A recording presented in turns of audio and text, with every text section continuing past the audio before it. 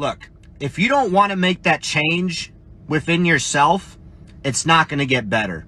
This might not apply to everybody, but if you feel like you're rock bottom, okay, and you're hoping for a better day, but you literally are doing the same thing over and over again, expecting different results, that's the definition of insanity. You are provided with a choice every day. You are provided with multiple choices throughout the entire day. Take that choice, make that change. You've identified a problem. You're saying you're rock bottom. Got it. You're there now. There's only one way, and it's up. So change your mindset. Use that choice and go a freaking different direction. Love y'all. Faceman VTT out. Day 3 of retirement. As an infantryman, I was asked if I could clean the sink. So let's look at this. Definitely some kind of grime on there.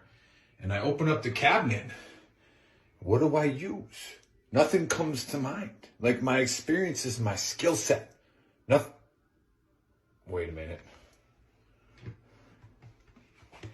Everyone knows this is how you clean everything. Infantry, retired. You can just take it. Would you like a military discount? Do you offer one? Honestly, cap of the day. Thank you. CC's Pizza is the county fair of restaurants. You go in there, you look around, you feel a little bit better about yourself, then you realize that you're in there too. Tell me I'm wrong. Well, let's be honest. You know, not everybody's made for this life. It's scary. You know, you gotta jump out of a plane while it's moving. That's not natural.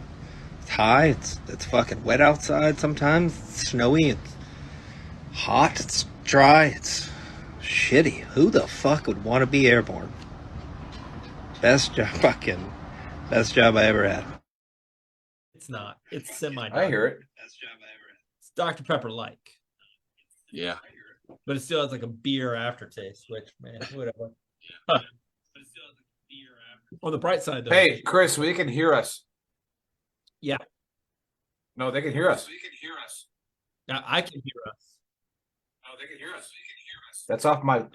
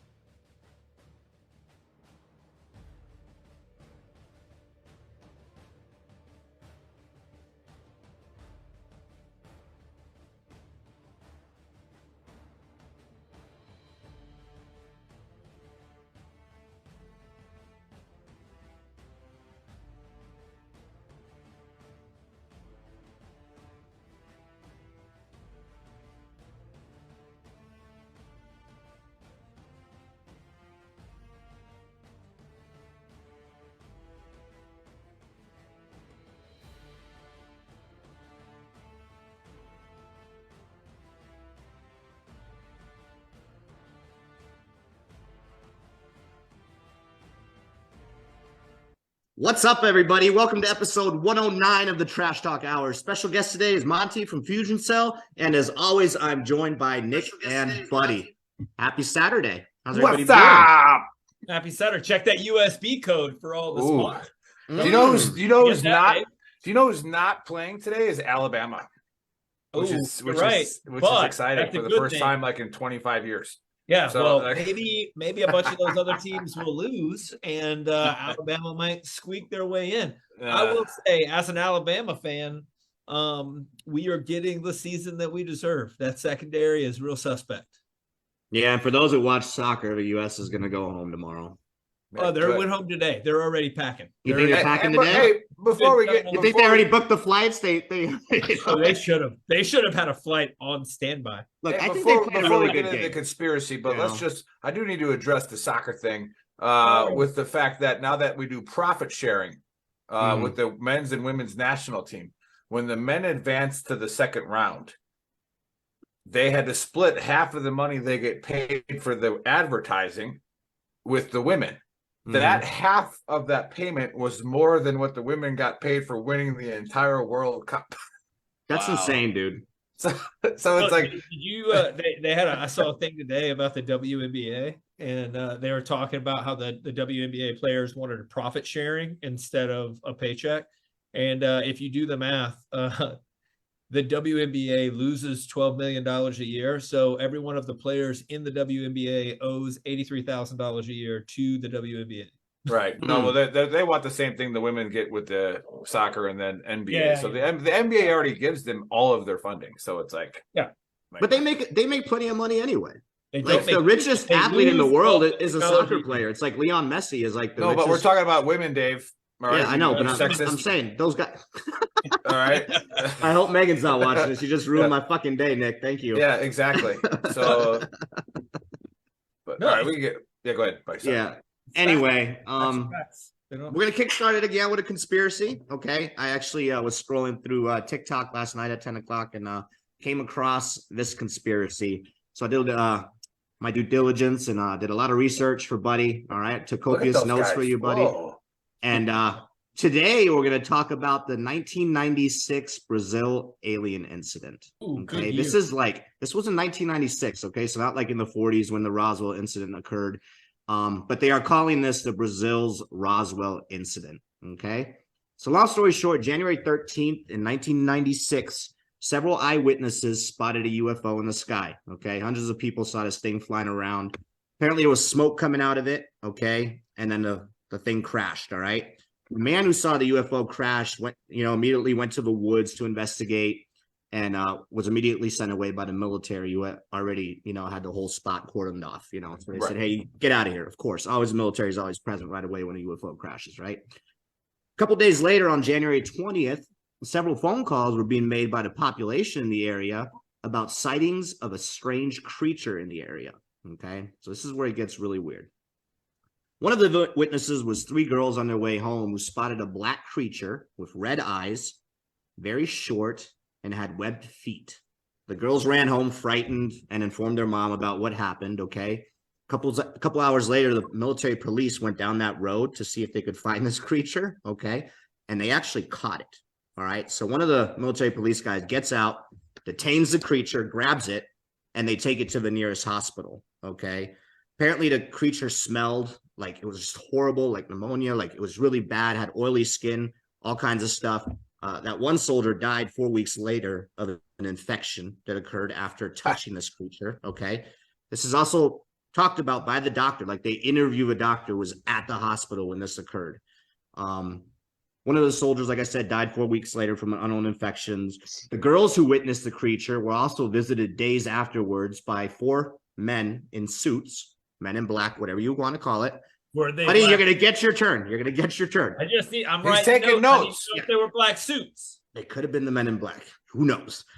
They were witnessed by these men and they were told, obviously, not to say anything. So long story short, hundreds of eyewitnesses, to include the doctor, okay, that was at the hospital, and the military now have come forward like years later saying that, there were actually multiple creatures, that a UFO had crashed. There were multiple bodies, all kinds of shit went down. There's a lot more to this story. There were news outlets that were reporting on this. All right. Police officers that were reporting on this. There's recorded calls from the hospital saying, hey, we're bringing in a creature. Like you can find all this shit online. Long story short, I don't know. Definitely something fishy went on that day. I don't know if it was alien, spacecraft, I don't know. I do believe in, the UAPs, in the UFO phenomena. I do think that there is definitely something beyond our planet, our universe, that there's something out there that we don't know about. Do they come here frequently and visit us? Did they crash on that day? Who knows? I'm a little 50-50 on this one. The fact that there were a lot of eyewitnesses and phone calls and interviews with the doctors and everything makes me believe that obviously something occurred. But the panel here always has an answer for that. So, Monty, you're going to be first in the shoot. Did this happen? Complete garbage. All these people are making up a fake story. What is your take? Well, anytime I hear shit like this, honestly, it's way too fun to completely dismiss it, right? Correct. you know, and I like that. to claim that you've got a good grasp on what's going on outside of your control is just foolish. So I'll say this. The Air Force was involved, so we know it went right, you know. So I think since we were there, everything was handled above bar. You know, we took care of this little reptile or whatever it was. Yeah. Yeah. But when you see things like this, there's just too much in the gray area to not have it be something, right? And so whether it's aliens or whether it's one thing or another, I'll tell you this, that I think there are more phenomenon that happens every single day that we don't get an opportunity to dig into. And it's probably all of this, you know, mild media, secondhand information, these eyewitnesses, and it's that information that just sort of bubbles up. So I don't know. The truth is in the gray area. It's in the middle somewhere, I bet. Yeah. Yeah, I would agree. And then, you know, everything's, when it comes to like UFOs and aliens and all that stuff, ever since the Pentagon released all their documents in June of this year, you know, I mean, we see it now in the news, like regular occurrences where they're like talking about, whether you're watching CNN, Fox, whatever the hell you watch, they're talking about like UAPs, unidentified aerial phenomena that are flying around. You know, the incident that happened in California, documented on video, and they're showing it to us, just saying, you know, we don't know what that is. So I think a lot of it is coming more to light now. Where 4 or 5 years ago, if you would have talked about this, like people would have called you crazy. But now think about 96, dude. I was in high school, you know, what was it? Desert Storm wrapping up and all this shit. And so the Desert Storm was over like in 3 minutes. Yeah, this is true. Yeah. Buddy went over there by himself. Not a huge Buddy deal. was there in the I have a little story about the whole Desert Storm thing. Anyway, go ahead. I was good. I was 91, like 91, 92. Yeah, I was way back. Graduated from high school in 96. Not a huge deal. Go Senators. What? But listen, our access to information is absurd now. It is. Good, bad, or indifferent. Our ability to access information or almost draft the story in whatever way that we want. You know, I can go find whatever narrative I want on this story or any of our histories, right? And so the access to information is just, it blows my mind. So the things that are happening now and how much control they put on the information quickly is pretty impressive. And you can almost see the visible control happening of what gets released and what doesn't now. Right. And I think one thing that I would draw attention to is because we have such an incredible access to information, and then you find these little black holes that fail to connect the dots appropriately. Just a savvy consumer has got to ask why. Yeah. Okay. All right. Well, good take. So you're kind of like in the middle. Something probably happened, but we just don't know what it was. Would that be a fair assessment of what you said? I think that's plenty fair. Absolutely. Okay. Awesome. Good. Thank you so much, buddy. Here we go. This is the one I always look forward to because are you pouring cordial into the Corona? It's that would be delightful. Oh, wouldn't it be? Scott, well, real quick, Scott in the chat says that was a good comment. The round saucers, never get into the cigar-shaped ones. Okay. Yeah. Only get into the round saucers. Don't get into the cigar-shaped ones. Yeah, those are the bad aliens. That's where the probing. That's where the probing happens. Those are the reptilians. Oh, here you go, William Schmidt. Dude, I saw a picture of a dude. To me, I'm sorry, William. I'm sorry, I triggered you. Okay, it was a joke. With a theory the other day and explain it. We love you, William. It's okay. We love you, William. Thank you for your service. And probing, and I was discounted. Okay, it was a joke. But this one, hold on. I'm gonna go devil's advocate side. First of all, question: out of all of the conspiracies, you're going 50-50 with this one, Dave? The one that has the most proof. Yeah, you're right. You're right, buddy. No, good one. I'm gonna go 80. Of all people, I am surprised, a little bit taken aback. You surprised, buddy. That's hard to do. That is hard to do. So I'm gonna go, buddy. I'm gonna go 70. Yeah, 70%. It happened. Yeah, 70. You were 70-30. That were 60%. I got the other part of that math for you. Yeah. I'm gonna go 70-30. Thanks, so buddy. Here's an explanation I'm gonna throw out there. Okay. 1996. Weed big on the market. All right. Oh God, this is a boring one. We all on drugs. That was always Joe's explanation. Pilot and the crew smoking a little bit of that Chiba, flying over Brazil, has a problem, crashes, gets covered in oil and toxic chemicals. So now they're all bloodshot eyed, covered in black stuff. roaming around, concussion. They got a TBI. We're not even thinking about TBIs in 96. Nope, not even a thing Walking yet. around, they ejected at Mach 50. You know what I mean? They're walking around, they get caught up by some Brazilians. Easiest thing to do, mumble, say you're and they were aliens at that point because they were Americans. The Air Force is involved because it's their folks. You know, buddy, Yeah, it's actually but see, funny. they I wouldn't know- have landed in a forest. They would have landed closer to the fucking beach. I mean, Buddy, come on. this is actually really good because I know I didn't like let you know yesterday about this conspiracy, but there Yeah, is that you- a side you to this got- story. There is a side to this story where they're actually saying that it was like the military, and we had cargo Right. with aliens on them trying to transport them somewhere. Why and would that we have plane taken went the down? aliens to Brazil? Well, that wasn't their stop. I'm saying it was like, Because wax nobody thing cares that they about do Brazil there? except for Rio, the cartoon, right? So there That's is- the only thing buddy, people your take know could, about you know, Brazil. You could put yeah. anything you want in Brazil and nobody will ever know. You know what? Conspiracy theory is. You know what? I had a great conspiracy theory involving aliens the other day, and it was that the aliens actually put sleeping aliens on a meteor, and then it hit Earth, and that's how we got here after killing the dinosaurs. Then we woke up and we were like, did our So thing. the first Yeah. woke people were aliens. Oh yeah, we're aliens. well, they created us. Yeah. Yeah. Yeah. And they built the pyramids. That's the for ancient, that's navigational. the, yeah, exactly. That's the See, ancient it's good alien to be theory. in a You group- know, it's a good it's to be like, in a group where I can say that safely without people going, "You're an idiot."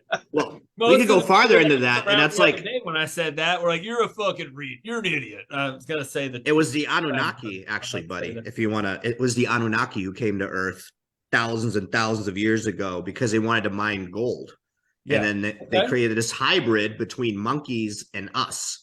And then when they What, use us as what about the slaves. Nephilim who wanted to mine our souls? Yes. Yeah, Yes. well, So there's wait, this I've war. seen that now, movie. but Yeah. now they've got us doing Bitcoin. Yeah, exactly. Bitcoin. Us. Bitcoin. So Yeah, I'm starting money- to see we that got- Buddy's the guy that connects every fucking thing. Right. to Well, he's everything. special forces. Yeah, I got He has has to. to. He He has has to. to work. He has to make. I He gotta- has to make something out of everything. not a huge deal. I have a program on my computer that Tim Kennedy, Sniper Ranger Special Forces, and I both share. He finds Hitler in Argentina. Mhm. I connect dots. There's a huge SS population in that small little town in Argentina. That's pretty wild. Okay, so buddy, so it didn't happen. It was just a soldier that was fucking hurt. No, and it was an had airman. oil. No. It Airmen? was an air crew. It was an air crew. They landed- Brazilian air crew or just No, American. does American? it. 100%. Okay, Brazil. so it was a didn't have U.S. airplanes Air back then. Force that 100% it crashed was it. us. Okay, Yeah. 100%. We did it. and why did the soldier die? Who like touched him? Oh, because he got Because there was seventh group down there. there was toxic chemicals on him, Yeah. and he got it through his fentanyl. He got fentanyl on him. But did fentanyl exist in '96? Yeah. So yeah. Oh yeah. Oh Yeah, it was called crack. Yeah, I think that was called the crack. Yeah. Oh, maybe that was it. It was part of like the government. The CIA. drugs. Yeah. CIA, I drugs. like it.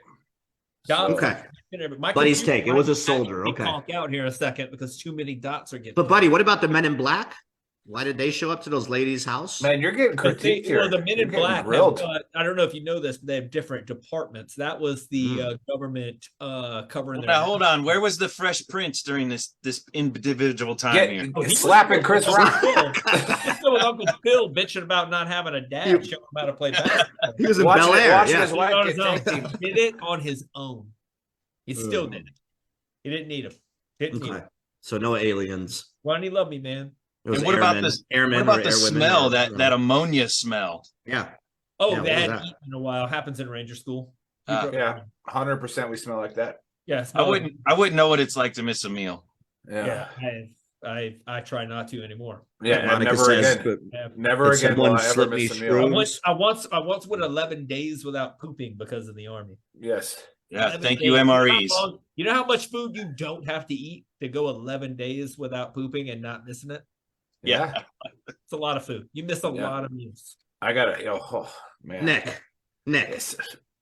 what's Let your me- take on this? Let me try to bring some common sense into this. Let me try to get everybody back together. All right. So I kind of agree with Monica. She posted earlier in the thread that it was VTT's Celtic Warrior. So just running around doing whatever the hell he does. But that's obviously not it. But I do have some PTSD from alien stories because, like you, Dave, when I was like 10 years old, I believed in aliens. Mhm. So, but you're 40. But when I was 10, right, I was like, you know what? I had to do a science fair project, and this goes along with what you said about you couldn't talk about it back in the day. Mhm. I did a science fair project on aliens, Mhm. right, and I got a C-. Okay, like I was ridiculed. I was the laughing stock of Forest Park Middle School. But then I threw a no hitter, so then I was good the next weekend. Because jocks always rule. But anyway, so I'm the laughing stock of Forest Park Middle School Science Fair. It was brutal. So I literally have just shut off aliens after that because it scarred me. Right, like it's So that's why you never like to talk about it. When we were sitting in the Right. guard tower, and I'm like, Nick, let's talk about. No, Dave, no. no, You no. know, I'm little tear scarred. coming down your eye. You're yeah, like, no. I am scarred. Gotcha. But no, I got it. That's why we do this show, Nick. Thank you for Yeah. opening up. And Yeah, I clarifying. gotta, if you're struggling with PTSD from a bad science fair project, I'm here to talk. Well, I'm here for you. But I do want to say that, I think it 100% happened. Mhm. I think that there was, something crashed. Mhm. All right. And then the people, I'm like, the people of Brazil are, resilient, like people, and they live in jungles, right? Except for like the people that live like in the cities, but like there's still tribes in that jungle that people have not even found yet. Yeah. Right. Like, so there are some things down there that who knows what's going on. Mhm. So maybe that's one of the strongest woke cultures from the beginning, and it crashed down there. But because the people down there have a lineage to the black alien with the red eyes, that they were actually able to fight it. Because maybe the web feet guy was like just looking for his like seventh cousin. Not sure. So I think Apparently he was really scared. Like the ladies describe it. I didn't go into full detail. And then like there were also soldiers that apparently shot one in the woods.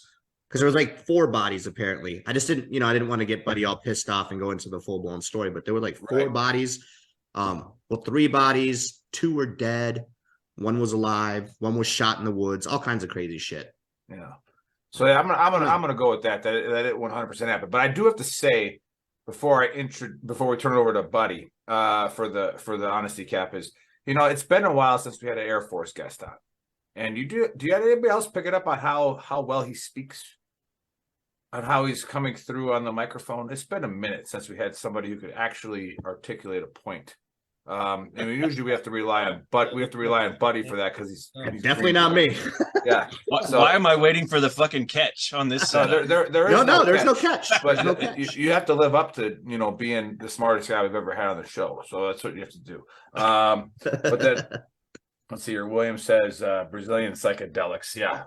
Mickey's back. Mickey's on the thread. Oh, what in the Blair Witch shenanigans is going on here? Mickey, So- you already know. Like, Yeah, why are Mickey, you even you're tracking. trashing this? It's a You're fucking tracking. dumpster fire. Yeah. All right. Yeah. So hey, that's what I got, and now I've been waiting weeks for this, buddy. So do not disappoint me. All right. So let's get on with this honesty cap. All right. First of all, to Mickey, I would just like to say, hey, Mickey, I hear you're pretty fun. And Yes. you blow my mind. Just saying. I Just knew saying. exactly where you were going. Hey, it's that time. Every 4 Dave years, has no idea what you're talking about. we get to give a shit about soccer for like 2 minutes, and it's time to Yes. forget it again. Back It's gone. It's gone. College football's back on. home. Soccer doesn't exist anymore. It's gone. America, we had a good run. Hey, America beat Iran. I'm always good with that. yeah. I'm always Damn good right. with that. State-sponsored terrorism. We will always beat Iran. But then we got to Europe, and we're just not. We're not there yet. But I will say this, and this is not an original thought that I'm coming up with. The rest of the world, beware. If America ever makes soccer a priority, you're fucked. We don't give a shit about soccer, and we've already discussed the being able to go 0-0, or sorry, 0-0, and a game end, and it be over, and everybody's like, yeah, there was no score. You ran for 90 minutes and know exactly nothing. Nothing. You could have sat I'm on the fucking side done. and know exactly the same amount of information that you know right now, other than the fact that you're tired. That's it. That's the only difference. You're tired.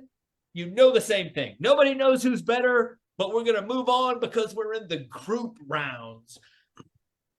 dumbest sport that's ever. Like I said though, if America ever decides, not America, if America, Urban America. I mean, if the cities well, in if America. America's poor people ever realize that you can make a lot of money at soccer and you can play it for a lot longer without getting head injuries because you can fold like a cheap suit or like LeBron James after getting tapped on the hand.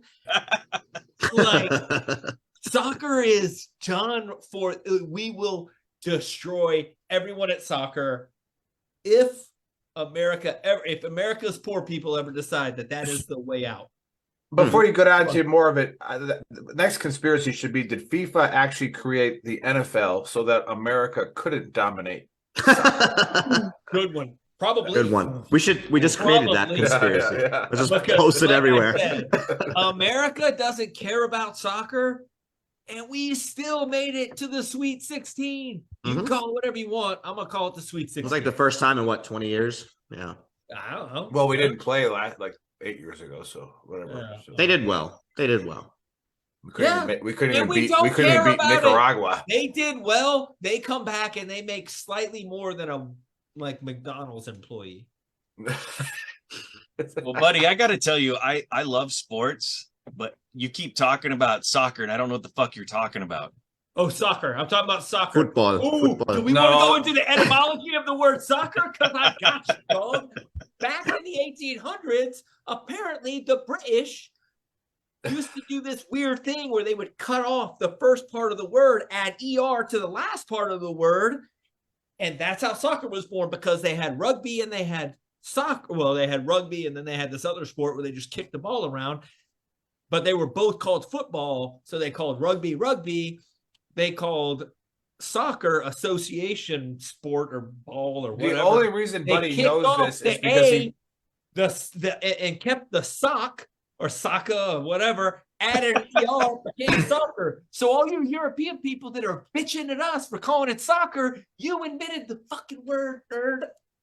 Yeah, so he actually only knows this because he watched the Peyton Manning Beckham commercial. Ah, That's why he knows this. Yeah. That was a pretty good commercial, That was actually. a good commercial. Yeah. I like want you to that. know what they You do. just called it soccer. Like the American dude after they won against Iran, like pulled his Pulisic, shirt. yeah, Pulisic pulled it up. It's called soccer. Yeah. Yeah, take that, nerds. Once we help you out of a couple world wars, we say whatever we want. I think it's sad they're trying to use Peyton to make it legitimate here. That was a really good commercial. Yeah. That was a good. That's it was good great. advertisement there, right? Yeah. Yeah. But no, And I yeah. will say, whatever those soccer players are doing to keep fit, I need to do that. They have got some good abs. It's called running. They are cute. They run. They run. Running weird. I mean, I remember those running. days. Running for I'm not 90 of minutes a day, I'm not of you'll that branch, you'll not be but if fat. I was of that branch of service, I'd hook up with a soccer player now. I'd make out with Yeah. one. I gave up cardio for Lent last year, and I've gained weight, so it is what it is. Yeah. I don't have those problems. That's all I got. That's all you had? That's yeah, it? He just went on a rant about soccer. Oh my god, Yeah, buddy, that's we talked about soccer for like 20 so- minutes, and Oh, that's so my. more time. disappointing. That So is more disappointing. time. The only other thing that has gotten the only other relegated to almost nothing sport that has gotten that much attention is the WNBA since that chick got arrested in Russia. Yeah, Brittany. Only one that's gotten any more attention. She just got transferred to like an even The crazier, gulag. like, Dude, where it's she like got put labor into a- every day, She like got put into a hardcore. labor camp. Yeah. Now, I'm not saying that that's a good thing, and I'm Right. not saying, but I am saying that if you're Russia and you have a 6'2" chick, Common Sense says she goes to labor camp. She does so much labor, she could get stuff. Dude, she off. can reach shit that the other women can't reach. Like this No. is Common Like, it's sense not- says you force her into the freaking Olympics like our friends on the other side of the other pond. yeah, Or teach her, make her coach. Make her coach the Olympics. yeah. Like, I don't wish that upon anybody, but like, you should have brought Yeah. weed into the country. No, see, that's victim That's blaming. where, but that, I don't know. Like, of course, you know, Dave. I that's guarantee why- there's plenty of other Dave, Americans that's over there. why just you're- stop you're- Dave You're Dave. with Dave, a you're weird sexist liberal today. term, and You're he's like, sexist today, But and I'm you're not victim victim blaming. blaming. I guarantee you there's Yeah. plenty of Yeah. civilians that are locked up there. They just, Right. you don't hear So about you're- it because they're not basketball players or fucking football players. The Yeah, only and reason we Mi- know Mi- about her is because she's a Mickey's basketball right. player. She's like 6'9", and if you went back to like the 70s, she wouldn't even have been allowed to play in the Olympics because of her testosterone levels. So like she's supposed to be a dude, she just didn't grow a dick. Like that's like that's what happened. Being rude. That's true. It's true. I will say we're being rude. But anyways, Candace says football is life. We don't know what football you're talking about, Candace. So you have to elaborate. Oh, I know what she's talking we about. By the way, know. no. I know exactly what Candace is talking about. Ted Lasso, great show. Yeah, I got you, Candace. Football is life. On I haven't seen it yet. And that is a show. Oh, Ted Lasso's great. The premise It's of absolutely the show great. is that an American goes to England to coach a football program, and it is awesome. If you watch that show and you don't feel better about your life, I almost gave a homeless guy some food yesterday because of that show. Watch Ted Lasso. And I say almost, I heated it up. Well, he gets a job in the Premier League, right? So like, it's in the Premier League until they're like, see, like first thing we're gonna do is we're gonna make it to you the gotta playoffs. watch more than one season. And you then gotta watch like, more than one season. It's not like, oh, well, there is no playoffs. And he's like, well, my job just got easier. So like, So is it fair to say that this conversation actually lasted longer than the season for our American soccer players? no, they did well. They did well. They did well. They did well. So the fact that they held down made it to the England Sweet 16 and like tied against win. England, that was a big deal. They have tied never England. lost to England in the World Cup, Dave. Yeah, but they've also never beaten a European team to get into a Sweet 16, and they held down England and tied. Go to VTT's Big Girls page. I posted the stats against England in the last 200 years. Me in all those right, things, so it's like we have not lost to them. We have two draws. Like a War of 1812 was a draw. Like we had two draws in the World Cup. How about this as a conspiracy theory? Beckham and Peyton got together. Beckham called over to England and was like, yo, just tie him. Just tie him. Don't. That's Do you know how much we'll get paid for a commercial if the United States makes it to the next round? Not to mention, A, how much am I getting paid for this commercial? B, we're trying to grow this sport over here. Let's get a little. So who's gonna win? And enough about the World Cup. But so who's gonna win? Who's gonna win the World Cup now? Nobody cares. Nobody that was the only good thing about Buddy thing is nobody You know why I did that. You know what happens in these United States the day they give the World Cup to somebody? Nothing. Not a damn thing. Do they actually get a cup? Yeah. Do they? Yeah. They get a cup. It's like it's like a doesn't it look like molted like wax? There's like a soccer ball on the top. It's a but it's not a cup at all. No, well, no, it's not a cup. No, it's not. It's right. not. So at least the Stanley Cup, the Lord Stanley Cup is at least a cup, it is. right? And you drink out of it, right. Yeah. So that's the real another thing FIFA got wrong. With soccer, who's like the elite teams? Like just from peripheral headlines, I think of Brazil and England and God knows who else. But you got Messi and Argentina. Netherlands haven't lost like in 18 years or 18 games or something like that. I don't know. Wow. Leon Messi is the highest paid athlete in the world. Yeah. Well, number other one than Michael Jordan. Yeah. Well, Ronaldo. No, seriously, highest paid athlete. 10 years ago, Ronaldo signed that 70 million euro a year contract. There's football. The top five. There's a football player. I don't watch football as much, but there's a football player in there, and there's a basketball player. But Leon Messi is the top paid athlete in the world. Yeah, I remember seeing that too. Because Tiger and Phil are done. And this is not trying in like sponsors. For golfers, the two top athletes were golfers. One of them is a golfer in there too, in the top five. And this is not. This is probably not counting like sponsorships and stuff. Obviously, Jordan, people like that, their sponsorships are way bigger. Jordan but is still when it just comes to straight up grossing getting athlete paid as in an the world. athlete. Leon Messi is number one. Yeah, and that also, I mean, that's this year. Not really. You don't go to Charlotte Bobcats. He doesn't make any money. Who we're forgetting, only because I cheated, is Mayweather. Pound for pound, best athlete in the world. But I'm talking dollars all the way up through 2019. I think he stood on top. Yeah, I mean, pretty big. Honestly, that Logan Paul or whatever dude is probably getting up there. He's fighting Andrew Tate next, right? That dude's a genius. But absolute genius. Absolute genius. I'm gonna find a geriatric MMA fighter and fight him in boxing, and then that's what he does. But he's a genius. Or a guy super 60 smart. pounds lighter, like whatever. Yeah. But all right, well let's get back to what we do here, which was exactly what we just did. All right, we are a dumpster fire. All right, we don't know what the hell's going to happen when we start. Welcome everybody. So welcome everybody to the dumpster fire. I know we have our locals watching. And I shouldn't say locals, our regulars watching. So appreciate that. But hey, we started Veteran Trash Talk for our own therapy. All right, get on here, bust each other's balls a little bit. Sorry if you don't have balls, but it is what it is. Dave already Ovaries or balls? Yeah, Dave already. Mine are big, bro. Dave I got big already balls. Dave already established that males run this. All right, early in the show. All right, so Megan, if you're watching, Dave's a sexist. All right, I so don't understand why Dave would say something like that. By the way. I don't get it either. Dave, of all Being people, married like, to I being expect married for to him to Megan, be- surrounded by good, strong women. I don't understand why. Dave, you is your would nickname say these Punching things. Bag or? Yeah, something like that. But That's just what we do. It's just Yeah, what we so- do. It's all fun and games. but Dave anyway, does whatever he wants. Apparently, just says whatever he wants, thinks Yep. whatever he wants. I'm getting ready to Speaking- retire. I'm fucking letting loose No now, filter. buddy. No And filter. then, and then speaking of strong women, you see behind me, you got Quantum State Realty. All right, if you go on our website and you want to buy a house or sell a house, all right, go check Megan Trenton out.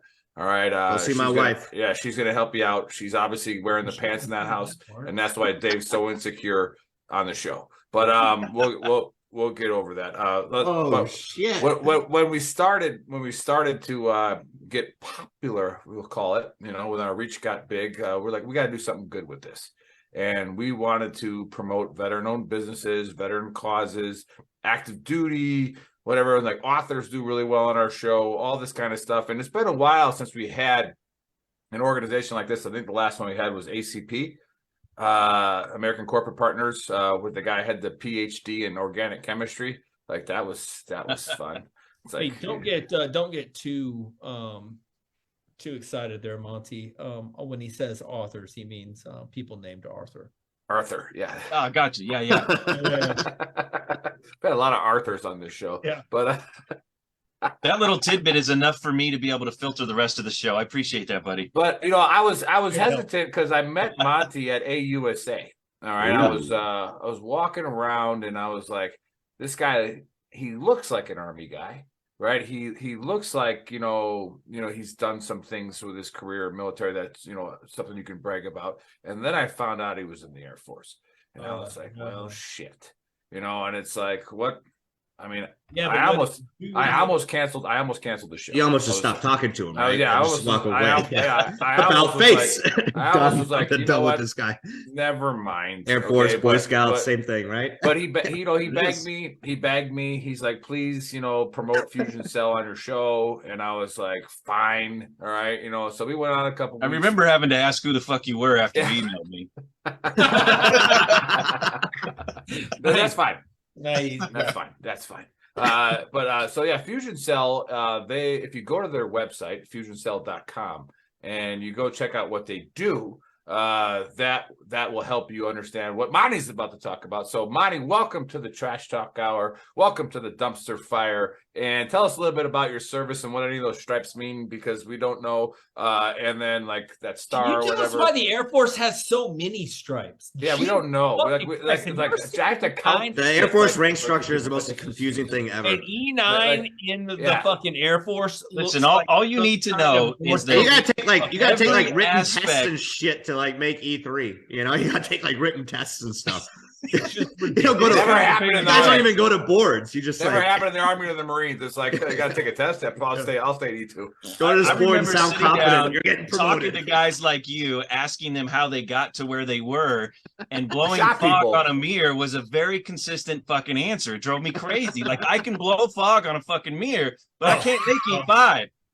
You know, window liquor. Yeah. But hey, Monty, welcome to the show. Talk a little bit about your service, what you've been doing, and then how you got connected to Fusion Cell and what they do. Yeah, I appreciate that, man. It's a super cool opportunity to talk about this in any time because it's just, I bleed this. I put this shit on my body. I don't know if you can see it, but I just fucking believe in what we're Sparta. doing wholeheartedly, right? So in the essence, really where I got into this was my veteran transition out of the service wasn't terrible, but it was kind of a pain in the ass. I didn't know what I didn't know, and I was fumbling around, and I was too smart to need any help. And so I just kept going about it. And that's what got me turned on to Fusion Cell, was finding a buddy that I needed to kind of put me in check. And then I started learning about Fusion Cell, and it was a very, very brand new program, every bit of in the startup phase, if not almost before the startup phase. And where I always like to begin is just talking about the name. Where the hell did Fusion Cell come from? And you guys will know this name, but General Stanley McChrystal coined the phrase Fusion Cell. and Buddy was probably in one at some point. Oh, But yeah. basically, this is post 9/11 shit where we've got all of this intelligence being crammed down our throats in different locations, and the operators on the ground, they couldn't take action on it. And it got real fucking old because by the time we would get actionable intelligence, we'd run it up 50 different flagpoles, and it would come back down with permission to pull the trigger. There was no trigger to pull on. There was no target anymore. And so fusion cells were created. They put all the initials, the FBI, the CIA, the host countries, NATO's, Langley, DC, and they would put them in a virtual room, so to speak. And so you would have a cell that was able to take decisions and intelligence and do something with it. And so fusion cells were born all the way across, basically we're talking Middle East activity at this particular point. And so our founder, Tony Negron, who was basically the senior enlisted advisor for pararescue for all of Air Force, he was in those cells, and he got to run around with a lot of you guys. And he always said, I ever get a chance, man, I'm going to do something called Fusion Cell. And what ended up happening is Fusion Cell was sort of born into the nonprofit space. How do we help special operators get meaningful employment instead of taking contracts, going back and overseas and getting killed, hurt, and maimed, being less equipped, and really just being all about the dollars and the cheddar is really what that was about. And it really wasn't about the operators and taking care of them and giving them something that they could hang their hats on post-military service. And so he partnered up with a guy named Jack Heath. You guys should look him up. He's a freaking hoot, one of the greatest patriots I've ever met. Jack Heath, he kind of runs sort of a Rush Limbaugh type activity over there in the Northeast. And they partnered up and they said, okay, well, let's start talking. I know companies, the soldiers, let's put them to work. And that started the concept of Fusion Cell as a staffing organization, if you will. What ended up happening is they ran into some folks, some high net worth folks that bought into the idea. So we built Fusion Cell completely backwards. We didn't start making money and try to grow the damn thing. We found money and then we grew it the way that we should have grown it, which was bringing the right people, doing the right things without, I don't want to say without the thought of profit, but without the pressure of profit, if that makes sense. Like, we got to do the right things. We got to partner with the right companies. We got to vet people that said they wanted to hire veterans, and we got to figure out, are you veteran friendly or are you veteran ready? Because there's a big ass difference there. You can put all this shit on your website, but if you're not doing anything, you're not taking action, you don't even understand what their translatable skills are into your organization, you're not doing anything but lip service. And you're calling, and these are huge logos that are out there that most of their veteran programs are horseshit. And so what we wanted to do is we wanted to take organizations, whether it was behind the scenes or in the public eye, and take them from being veteran friendly and actually get them veteran ready, give them an opportunity to know who they're talking to and why they should go into that talent pool at all. So Nick, in the shortest essence, if I dumb it down, Fusion Cell is a veteran staffing company. That's the lamest terms that we can put into that. But I think when you dig into the DNA of this place, it's a whole hell of a lot more. We enjoy cutting the shit with corporate America. We enjoy making everything as flat as possible and all about the service member, their family, or their of-age dependents. How do we serve that community? Yeah, so some of the things you said there were intriguing to me because we have a lot of non-military that watch the show, and we have companies watch the show. We reach out for like partnerships and sponsors and stuff like that. What do you mean veteran ready? Like, what does that mean? Veteran friendly. Let's start there though, because what I think veteran friendly is. Yeah. What I think veteran friendly is a marketing ploy. And ploy is not fair. Like that, there may be a genuine interest in pursuing our community. So ploy is the wrong word. Scratch that from the record. But what I'm talking about is they don't have a robust understanding of how to translate soldiers, sailors, Marines, airmen, coasties, Space Force folks. They don't know how to translate the wealth of knowledge and capability and apply that to their own individual needs. The military community as a whole, and when I say military community, I'm referencing military spouses, veteran spouses, of-age dependents, and of course the veterans and transitioning service members. So if you're veteran ready, you understand this community. You have programs built and geared towards certain communities. So let's talk tech, manufacturing, let's talk sales, whatever it is. You understand what MOSs are out there that directly translate into what you're doing. You have a retention program, you understand the veterans, and there's just a different kind of program set up inside with their employee resource groups. Like you walk into an organization like I'll drop some names like AT&T or some other folks that have a fairly robust veteran employee resource group. That's the beginning stages of being veteran ready, in my opinion. Veteran friendly is you've got a page on your website that says we're veteran friendly. We'll hire you. We don't know shit about you. We don't know how to find you, but we're veteran friendly. So that's what I meant. And hopefully that answers your question a little bit, Nick. No, it does. That's good. I kind of already understood it. I just for the people that are watching, and for people that are listening later, because we get a lot more engagements later on people watching. So, veteran ready, and we've talked about this before on the show. And like again, I'm going to talk to veterans out there. It's like we talked about this when we had what was the company called where they did the resumes for veterans?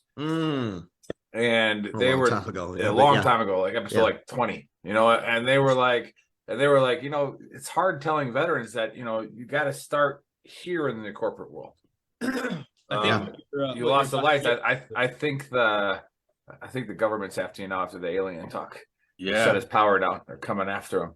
Now, go ahead, buddy. Wait a second. I got to reset my mountain homestead. He's good. So, buddy, what were you going to say? 1 second. Well, I mean, a company being veteran ready is awesome, but veterans need to be ready for civilians. Like it's a 50-50, like kind of like Dave with the conspiracy, but it's 50-50. Like the company can be ready to hire veterans and need your leadership and need your expertise and need your ability to organize and run a small group, but you need to be ready to not make a thank you. Whoa, that's a new person. Yeah, you need to be ready to not. Who's that? What are we doing? Who's that? That was a new person. Buddy skipped Wow, right you over stumped that. him. I don't even know this cat, and I know you just got him. Yeah. Anywho, you need to be, as a veteran, you also need to be ready to that was Izzy. She's British. Hi, Izzy. Hi, Izzy. That's where you learned soccer from. But anyways, true. Very honestly true. I had to watch a game. I date British people during the World Cup. But veterans need to be ready to not like, hey, you're missing. You were 5 minutes late. Do push-ups. That's not what civilians do. They don't do that. They counsel. They counsel, and then you're 5 minutes late 4 more times, and you're done. Yeah. Yeah. If they do that, mostly they're just like, all right, Bill. Hey, just. Buddy, I love that point because there's a responsibility for the veteran community as we transition out of service. We have a responsibility to adapt again, right? Yeah. And hey, where are you going? Yeah, sorry, go ahead. Yeah, I needed my drink, homie. Did you have the woman make it for you? We launched a Veterans Academy to help with that, buddy, so that we can talk and speak directly to some of these. I hate to say it, but some veterans kind of know it all. And they're not quite ready. Don't hate to say it. Don't hate that. That's what we do. That's what we do here. We do that here. Absolutely do. Absolutely. We're not a veterans coddle facility here. Yeah, not at all. Let me unleash a diatribe on you because for the last 3 years, go ahead, Nick. Diatribe. I can't. No, not today. Sounded really good though. We can't use words that we didn't spell. You can find them in Brazil. They just found them in Brazil. It was a diatribe that was like in the forest. Yes. I'm gonna go with two die right, and then I'm lost. Yeah.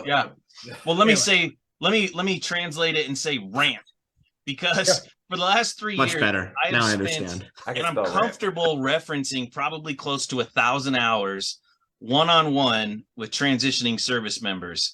In fact, last year, I dedicated 10 to 15 hours every single week for 48 weeks last year. And I spent all of this time hearing the stories, understanding what it's like on the front edge of their transition. And some of them were, post-transition a month or two, and they were in panic mode because they hadn't successfully landed that bill paying role yet. That 6-figure job, right? That they all think they're going to get. Oh my goodness. The amount of Monty, that's where I was going. Let me circle it back because Buddy was reiterating my point about how we talked about we had a group on here that did resumes for veterans. and Right. they talk about being veteran ready as opposed to veteran friendly. Now, with what your company does, now, one, is it a profit or non-profit? We are for profit now. For profit, right? And so your job is to Educate, educate, and then but to also circle with, corporations saying, hey, this is what you need to do and look for. and not to mention you mentioned spouses too, right, but do you like take on dependents as well. but do you Yeah. take on do you also coach the military side? Absolutely. Nice. Yeah. So get into that a Yeah. little bit. That's what I'm trying to, for the viewers that are watching I and think that's what he listening. was trying to do before you interrupted him. No, you interrupted, Oh. buddy. So yeah. Just blame Well, it I on think that's me. a good Yeah, point whatever. because there's two sides to this, and in order to See, make good point, buddy. in order to make a good marriage, we have to work on both of those sides. Mhm. And so my role, my day-to-day stuff is I'm actually talking with corporate America, rural America, tech America, manufacturing America, all those different levels of industries that might be able to take advantage of military talent and move their business goals forward. So I'm on that end and I'm talking to the clients, if you will. Hey, this is the talent pool you're missing out on. And a lot of times I'll take an MOS or an AFSC and I'll read the job description that the knuckleheads in the military wrote, and I'll ask client X, hey, is this somebody, or is this a set of skill sets? Is this the kind of education? Is this the kind of upbringing that you're looking for in this particular role? Oh my God, that would be perfect. Okay, well, there's 37,000 of them in the Air Force right now. Right. And so you almost completely enlighten them. And that's where you start to shift from being veteran friendly to being veteran ready, because they understand what the talent pool is. Now, the other side of that is taking the 37,000 veterans and going, look, you got to get your shit together. And this is how you do it. This is how you're going to go speak to corporate America. This is going to how you're going to align what you're capable of doing and translate it so that they can understand it. A lot of times my boss, Matt Morrissey, we talk about a secret decoder ring, which is us who have the exposure to the civilian industry and what the clients and the companies want. And then we talk to the veterans and say, look, this is what they're saying when they say that. And then we talk to the clients and say, this is what they're saying when they say that to a veteran. It's a lot of fun. It's never ending. And I hope we kick ass at it for a long time. So, Yeah, and that's awesome. Go ahead, Nick. No, Paul's saying on the chat, he said someone with an organizational psychology background can also assist with preparation of the candidates. Good job, PJ. Good job, PJ. Thanks for being a nerd. Yeah, good. But job. I love. But he's a big nerd. He lifts great weights. beard, Yeah. PJ? Was that delightful beard, PJ? Yeah, that was Paul. Yeah. Yeah. He was Yeah. making fun of you earlier, buddy, with your beard. I But would Monte, also- real quick. Like, along with soccer players, I would make out. Yeah, Paul's a good looking guy. So So Monte, so how does this look like for anybody that's watching, and what would you suggest to viewers that are interested? So we just go on, they go on Fusion Cell, they obviously Google you, they become, they sign up, whatever the costs, if you are for profit, and then you tie them like to a counselor. Should a service member do this, 6 months prior to retiring or 6 months prior to ETSing? Like, how does that whole process look? I like it when Dave asks questions. It's like a great big fucking softball. Like, here, whack that thing. Home run. yeah, I mean, he's rather simple. Well, he didn't church it up. He like only I was asked warned. you that question because he's 6 months from transitioning. Right. No, I'm already know what I'm going to be Prick. doing. And he's about to get beat by basically, Manny he's when a she selfish rewatches prick. this. So I'm joining Quantum State Realty You that get a you see up job. there in the screen, who's part of the SkillBridge program, DoD, and I'm going to actually start SkillBridge working for my wife in January. Yep. That's Just brilliant. passed my school You have to test, call- real you estate have- exam, Yeah. taking the state He's, test on the 14th. You have to call Monty, her ma'am. He's about to start working for his wife because he hasn't been doing that for years now. Yeah, you have to call her ma'am.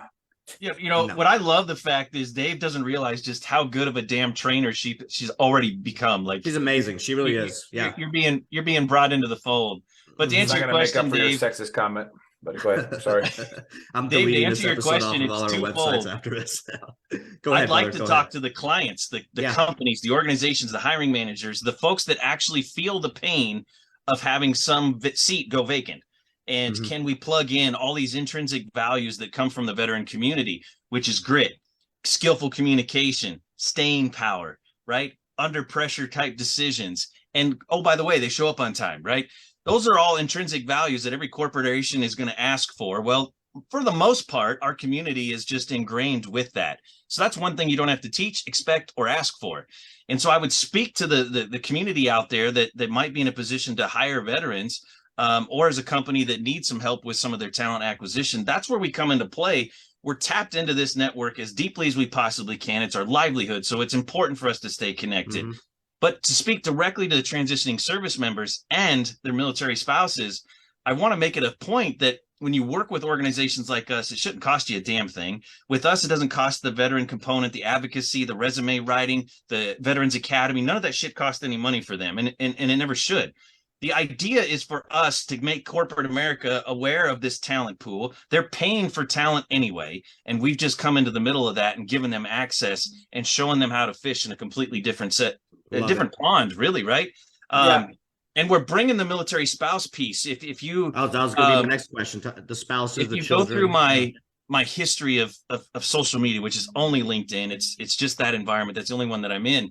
I'm trying to become a loud voice for that community, because I believe if I want to affect the 22 a day, if I want to affect underemployment, if I want to affect homelessness, it starts with the family, it starts with the home, whatever you call family, whatever that structure is. I don't give two shits about that part.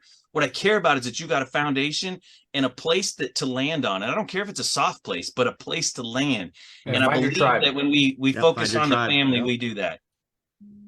Love No, that. that's well said, Monty. And like that's what we always we love we love to make fun of the linear thinker in America, and I say it all the time.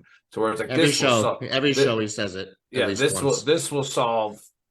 will solve veteran suicide. It's like, Right. no, that might solve some of it, Yeah. right? Like, but there's an entire system. There's and, a tiny piece, and it's right. a fuck ton of pieces. Right, and I'm glad you brought that up, and I'm glad to wait that how you said how you can affect it, as opposed to fix it. Like we just want to put our fight, our skin in the game and do it. So you said that the veteran doesn't have to pay for the services of Fusion Cell. Is that what you were saying? That's 100% what I'm saying. And to make sure that there's no ambiguity there's nothing for them to pay for. Everything that we provide to them is 100% free. That's awesome. So, and then they get to you through fusioncell.com, right? Correct. All right. And then but before we got to validate, well, you never said what you did in the Air Force. I was an ordnance guy. I did aircraft explosives for about 10 years. I was a civil engineer. I got into recruiting for a while as well. So kind of three main areas, I guess. Nice. And then, so what Paul was in the chat, or Candace in the chat. I run a family support social service agency, so I'm not sure how we can fit, but I'm curious to see how we can get veteran ready. Well, I'll tell you, I'll be at your when you house speak- later, Candace, and we'll get connected. We'll get all you guys connected. So I want to yeah. speak directly to people like her, Yeah. because what I think is brilliant when we talk about affecting the family, affecting positive change with the little pieces that we can, we have what we're developing, and everybody uses this terminology. We're going to use it too, but a partner ecosystem. And so people like what Candace is doing, or organizations like, what's a good one? The Military Spouse Employment Partnership. That's one that I like, right? Mhm. I like people that are in the mud, that are getting dirty, that are actually producing results. I don't care how sexy your logo is, or who your brand sponsors are, or where your money comes from. I care about your results. Are you actually doing something that impacts this particular community? That I'm interested in talking with you, partnering with you, and doing anything that we can to not only move my mission forward on the Fusion Cell side, but to move their mission forward. So if Candace had something that we could support her on, that becomes this partner ecosystem that gets really robust. I'm really sick and tired of seeing how many freaking nonprofits are getting started out there. And the majority of these nonprofits have a component, and I know I'm gonna touch some nerves here, have some components of look at me, look at me, look at me, look at me. There's so much fucking ego in these nonprofit organizations that drive me fucking bonkers. And guess what? We're all chasing the same freaking money to make the same kind of changes and to elevate our community in the same way. Why are we so competitive in that market? Why can't we all just shit? Like, if you wanted to be competitive, why didn't you go into the I mean, that's just having that outlook on life, on what time. Why can't we go to Buddy's house and all drink there Yeah, and solve yeah. problems? Yeah. Right. You can, whatever you want. The fucked up. Yeah, it's true. I'll get you guys connected after the show. No, We'll share I, information. again, but another great point, because we always say that there's 44,000 and change veteran nonprofits. Yep. 44,000. So we struggle with that at Veteran Trash Talk of wondering, like, why, how do we have any problems with 44,000 veteran nonprofits? Great question. Like, and then people are like, why aren't you guys a nonprofit? Same reason as you guys aren't a nonprofit. It's like, The amount of change that It's you also can like the affect- social media sites, Nick. Like they're all battling like for the most followers, and like shout out to Disgruntled Vet, shout outs to WTF, which are you all know, the like, wrong fucking measuring they're cool, metrics, but like right? yeah, Well, exactly. that's Like what does all that serve? measures. How does that serve any of us? Yeah, Like, yeah, why if can't I we can all be just come honest, together? You know, if there are 55,000 or 44,000 or 100,000 veteran nonprofits, how do you figure out which one you need? There's so much information, you can't wade through all of Dude, those. buddy, course you not, are of course you are not. nailing it, man. Where Talk to you the want to be, transitioning yeah. service members and all the shit that they're exposed to. They can't figure out which one works. yeah, Well, knowledge like, management like, is horrible. Dave- Knowledge Dave- management is horrible for Dave transitioning hasn't- veterans. You know, Horrible. Dave hasn't been there yet, but he's about to go through it. And I noticed it, and I guarantee that Nick noticed it when you went through the transition phase. There were all these briefings you had to go to, all these classes you had to go I to. did all that shit already. But none of them You hear that, are buddy? for none of them are for you. They're to put all of these institutions and this knowledge out there, but they don't teach you how to figure out what applies to you and how to use what applies to you to transition to the next step. They just say, hey, there's this, and this. All right, later. Have a good Yeah, day. it's an internal issue that needs to be attacked. No, great point, buddy. Because you mentioned this during the show multiple times too. When you were transitioning, you're like, I just did another fucking briefing. I don't know what the fuck's going on. Like, what are they even talking about? Like, I felt I'm pretty sure I still have it sitting around here. There's a book just for the VA that's literally that. I thick. know. Yeah. I know. And it's The like, education hey, part is you missing Can get from- this. Mhm. You can get this. You can get this. You can get this. But it's like if you're this person and this part, they need a flow chart to figure out what you even need to talk to people about, and you have no clue. And to be honest, It's sad. if we're going to talk about conspiracy theories, how much money does the U.S. government save on confusion of the transitioning soldier? Because he doesn't know what applies to them to get the benefit that they should be getting. And it's crazy. Oh yeah, And like, I mean, well, think about, 10, what 15 years what ago, that it was even guy that worse. We We're had making- on we always say we're that, making progress. The guy, the designer- the guy that we had on from Vietnam. Bob Wingo. We had Bob Wingo now on the getting show. disability after what? Bob 80 Wingo is 50 years, 70 years. He worked for George Bush twice, right? He was the CFO of Not an idiot. Fortune Basically 100 not a dumb companies. guy. Not a dumb guy.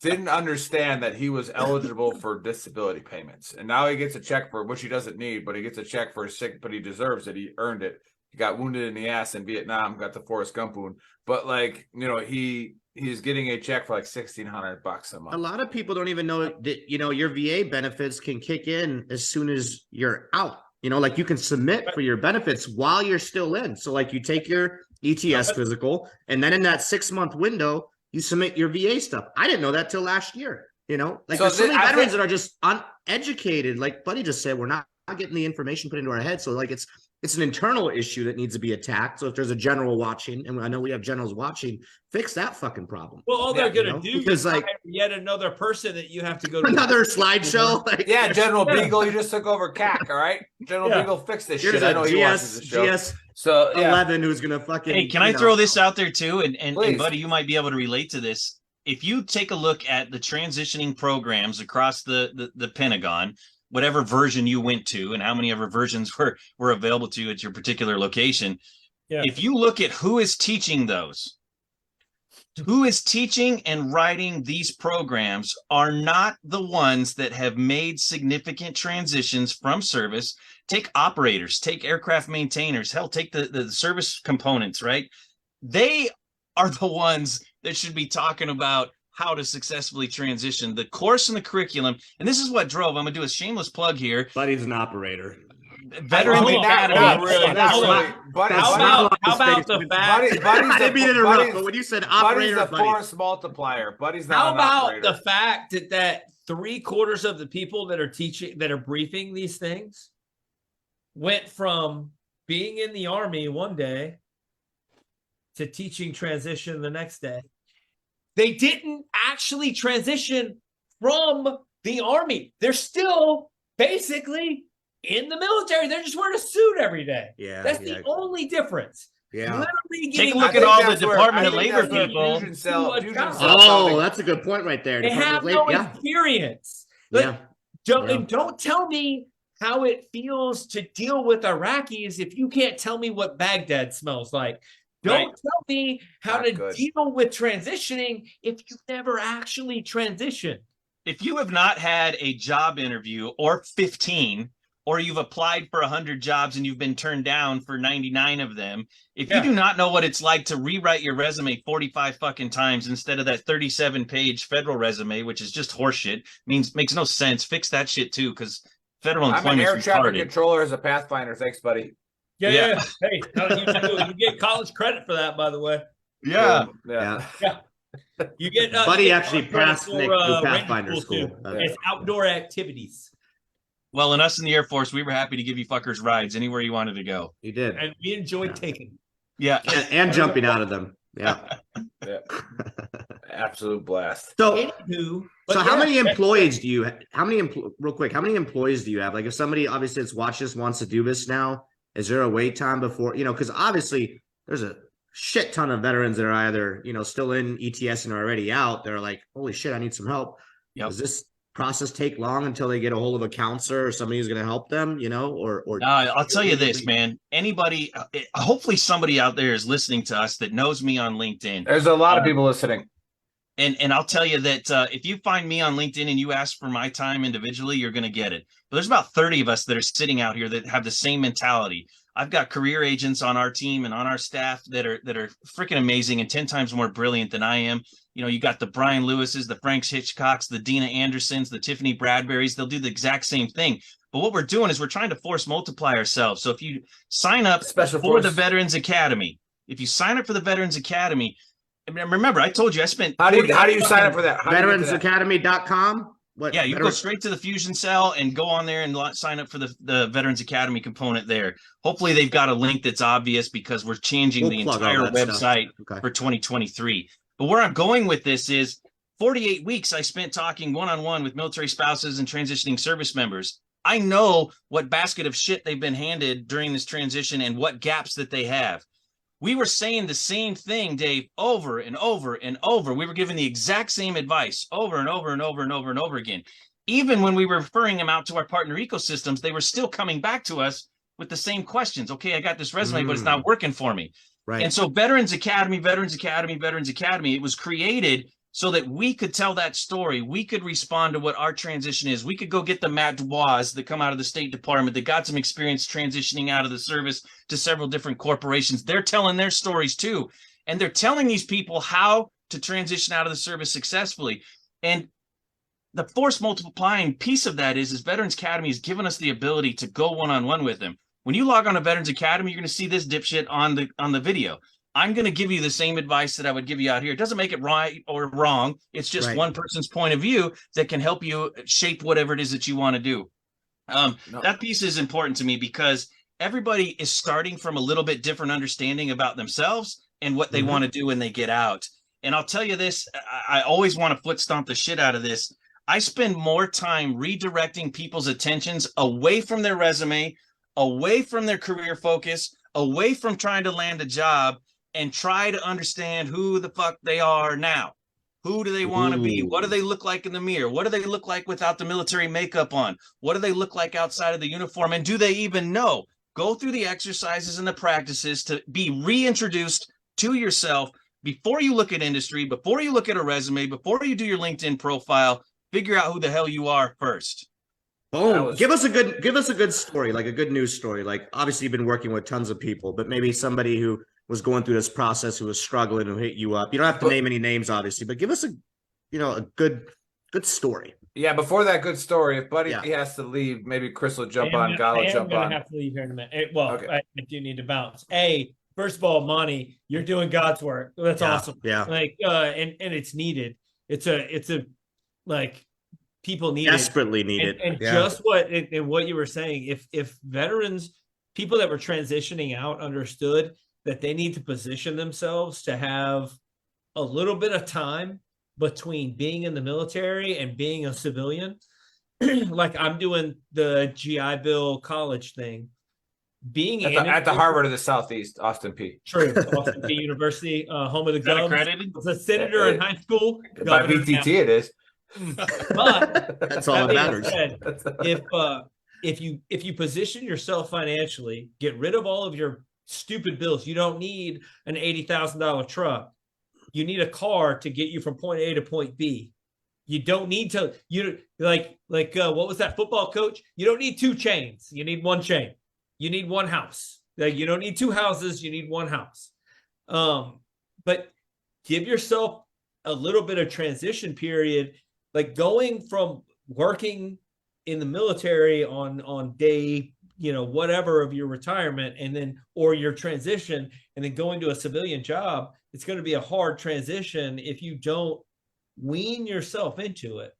And it even in college, it's been difficult just dealing with a different, I guess, the mentality of civilian world and dealing with the different crowd of the Army Just a world. different Stuff crowd. that they do is completely is not a thing. And having the ability to bite your tongue and try to listen to other people and their experiences is hard to do. And you need to figure that out before you jump into a job or get a throwaway job. Go to work at Walmart where you can tell them to go fuck off and fucking go find a real job. You know what I mean? But having a transition plan is important so that when you go find your job that you actually want to do when you get out of the military, you haven't ruined it, or you don't ruin it when you get there because you can't deal with civilians in the first 3 days of working there. Like, it's a culture shock, and you need to figure that out before you really delve into it. Hey, buddy, Chris said we're set up for you to leave, so you get the fuck out of here if you want. Okay, But, well, bye, buddy. I gotta bounce, Monty. But we love you. We love you.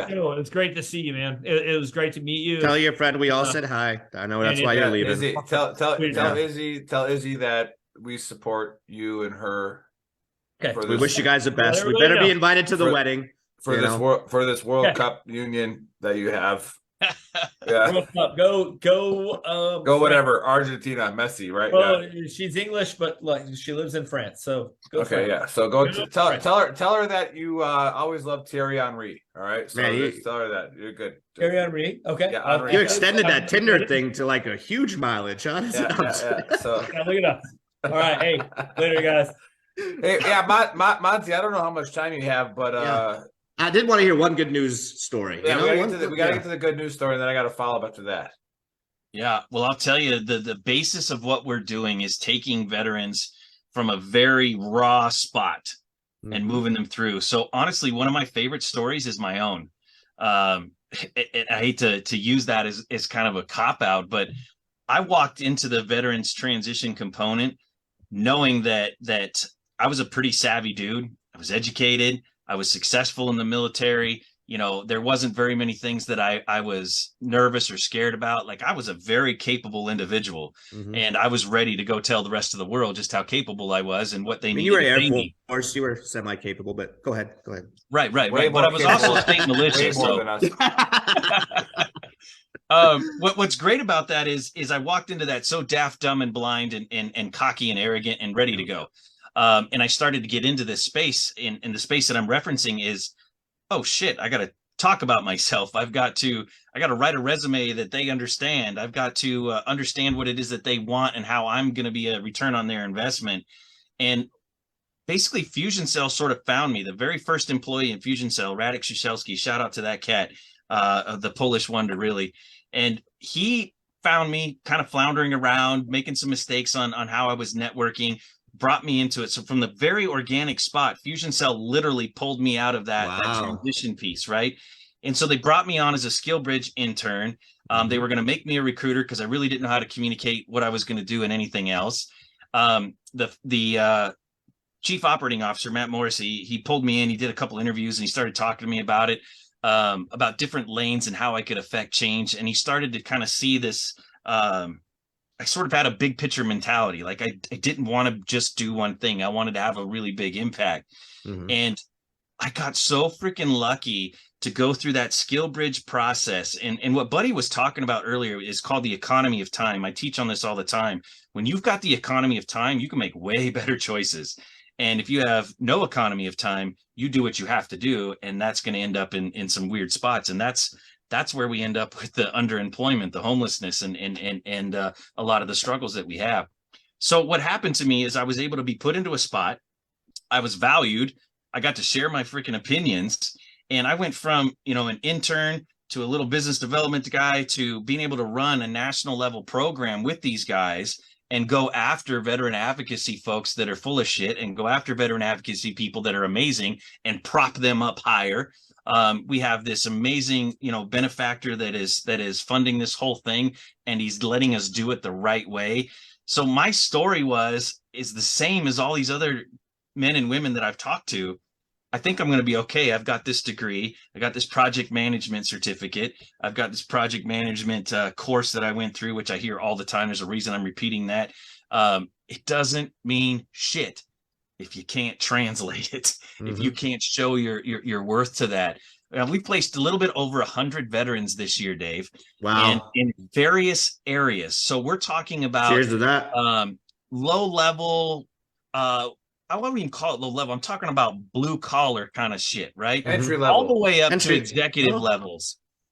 So it's incredible to see how many companies. I get exposed to a lot of corporate America. Corporate America, if you're listening, I've been in a lot of your companies. I've talked to a lot of your people, and some of you are lip service. You're just saying you're interested in this community. Veteran and friendly. It's not your fault. It's Veteran not your friendly. fault. Yeah. It's not Not your fault. veteran You ready. just don't fully understand how massively capable this community is for filling your talent acquisition needs and taking it to a completely different level. Take learning curves on your normal employee and measure that however you want, meters, feet, size of the mountain, doesn't matter, and watch a veteran or a military spouse cut that shit in half in a very short order and show you what they can do. So, my story is the same as what I want everybody else's story to be. And I believe this with all my heart, Dave. If you find your joy and you do the shit you love and believe in, the money will come. Yep. Give yourself a shot to be put into that spot. Stop looking for what you can do or what you know, and start doing and go after what you love. And if you haven't done that yet, do the self-discovery process first. Love Oh, it. that's awesome, Love Monty. it. And I have the benefit because I book most of the guests of understanding kind of what they do before they come on the show. So I tailor a lot of my questions to the audience that's trying to understand what you're doing. And so if I'm watching the show and I'm listening to the show, tomorrow or the next day, and I'm thinking, what does Fusion Cell do, right? And I'm gonna say, I'm thinking that they found a niche. They found a gap to fill where the nonprofits are competing. Like you said, the nonprofits are competing over themselves to be the social media, like the most likes possible, right? You found a gap to where it's like, instead of saying I'm helping the veteran, I'm going to help the corporation As well. No, I'm going to help the corporation first understand how to become veteran ready to hire veterans, because this is what they will save you.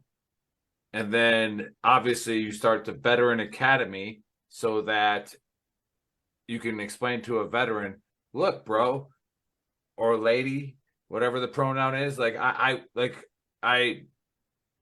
can get you in here, but you got to start at 65,000 a year. Right? Like that's something that's normal for that job.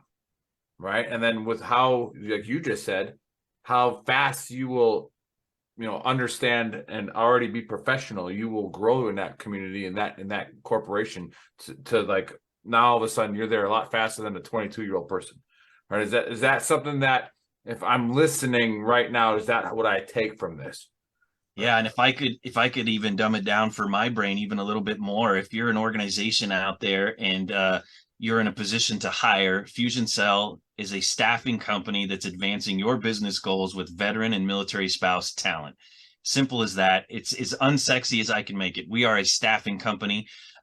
We want to say what everybody else says, which is we do it differently. We know we do. Call me and you'll see it very quickly. And then the other side of that is if you are a transitioning service member, if you are a veteran, if you are a military spouse or an of-age dependent of any of those, I want you to know that you got advocates built into Fusion Cell. It's what we do every single freaking day is help you advance your life goals through employment. Now, I'm not going to be able to sit there and counsel you on challenges of many areas, but when it comes to employment, when it comes to the foundation of the home and helping your spouse or you as a service member with the employment world, we're damn good at it. No, I gotta say for the AAR, that we do, this is I think this is one of the best companies that we've had on the show, and Thank you. that you're representing, and until proved otherwise, obviously. But yeah, it's. He says that every show, by the way. No, I'm just joking. No, Dave could say that because Monty said he didn't listen to our show. Yeah. So you never really know. But no, this is definitely unique and definitely triggered some things in my head to start attacking more and thinking more of what we do with Veteran Trash Talk, because we definitely want to bridge the gap that you guys are already doing. So if we can help you out in any way with any type of messaging, that obviously will do that, because you've been on the show, you've been vetted, people can watch and listen to you. So can I make a live recommendation for another guest at some point? Absolutely. I would love you to check out the Veterans Ascend, the Ascend Collective, Neela Thompson, Bruce Thompson, and what they're doing. They're really kind of revolutionizing how veterans may find employment out there by removing resumes and a lot of the nonsense and allowing corporate America, the hiring people, to really find these profiles and bring them on. So Veterans Ascend, the Ascend Collective, I'm a huge fan of not only the people. This is a Marine family that is just absolutely kicking ass and taking names in this organization and serving underserved communities. So those are the kind of people I'd love to watch you guys prop up as you enhance what you're doing with VTP. Yeah, absolutely. So connect us, and then we'll I'm pretty sure before I look it up, I'm aware of them. So I've heard of them too. Yeah, so we'll we would love to have them on and prop them up. But yeah, so here's for the AAR. Okay, there was definitely something landed in Brazil. We don't know what it was. Aliens. But it definitely the Anunnaki. It definitely was an alien. I'm gonna go with of course I'm doing the AR. Those are reptilians. Those are reptilians. With not my the take was that it was somebody looking for their seventh cousin from when they first landed here in America. Well, on Earth, as they right call after it. they were done with the pyramids. And then we really expected Buddy to come at us with a super hot honesty cap, but he just decided to whine about soccer. But the truth is that which is the honesty cap is America now no longer cares about soccer for the next 4 years. So that's the truth. All right. So yeah, Dave can cry all he wants. And then we had Fusion Cell on. Yeah. And don't forget about Izzy. Yeah, sorry, God came on there and said, don't forget about Shout Izzy. out to Izzy. Buddy has a new girlfriend, and He's off the market. It is a conspiracy that Buddy is with an English girl talking about how the English did something for the World Cup. How does he know And she that? lives in France, though. Right. Yeah. Right. So were Buddy we even able to establish where he actually was physically? Well, he was in his No, I don't know the color on the wall. I don't. That was.